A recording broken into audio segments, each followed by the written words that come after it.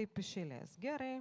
Patys ir pasiskirstėt, Iš prašau. tikrųjų, aš taip pat tą situaciją vertinu, kad nėra to blogo, kas neišeitų į gerą. Dabar pagaliau turim normalią tarybos narių apmokėjimo tvarką, kai jie gauna atlyginimą už savo nuveiktą darbą. Iš tikrųjų, šioje situacijoje liūdina tik vienas dalykas. Mes dabar kapsome pačiakučius, ten 1000, keli tūkstančiai, sakė, ten milijoną gal sugražina, bet kur yra 40 milijonų, 20, 50 milijonų išlaisvosavime pinigų niekas nesako. Ir žinot, liūdniausia tai yra dvigubi teisėsaugos standartai. Kretingos meras, buvęs liberalas, padarė lygiai tą patį, ką Jonavos meras. Jam leido sugražinti pinigus ir bylos nėra, jis laisvas, viskas gerai, gali toliau meru būti. Jonavos merui ta pati situacija, byla ir visa kita. Tai jeigu teisėsauga dirba rinkimam ir dvigubiam standartam, tai labai gaila, kad mūsų teisėsauga šiandien dalyvauja politikai ir atlieko tokius veiksmus. Ir aš pilnai tikiu, kad iki rinkimų dar bus labai daug skambių pavardžių ir kaltinimų ir kito dalykų. Nu dėja, tokie politikai valdo Lietuvą, gal jie padaro kažkokią įtaką teisėsaugai, kad jie dirba rinkimam, dėja tokia situacija gyvena.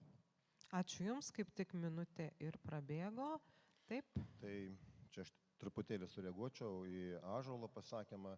Ąžuolas mėgėjas yra kelti sąmokslo teorijas, abejoti viskuom, nors kai ateisite į valdžią, tikriausiai tie patys teismai pradės kažkaip jau sąžiningai dirbti, tiesiog, kad jūs ten būsite. Ne? Čia manau, kad mes nežinom, kaip Kretingui buvo ar kažkur.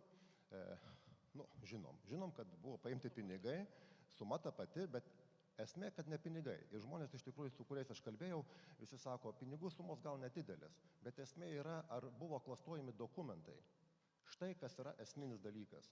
Ar žmogus sąžiningai paėmė, gal ten pandemijos metu niekur nevažiavo, bet paėmė pinigų, bet jis neklastojo dokumentų.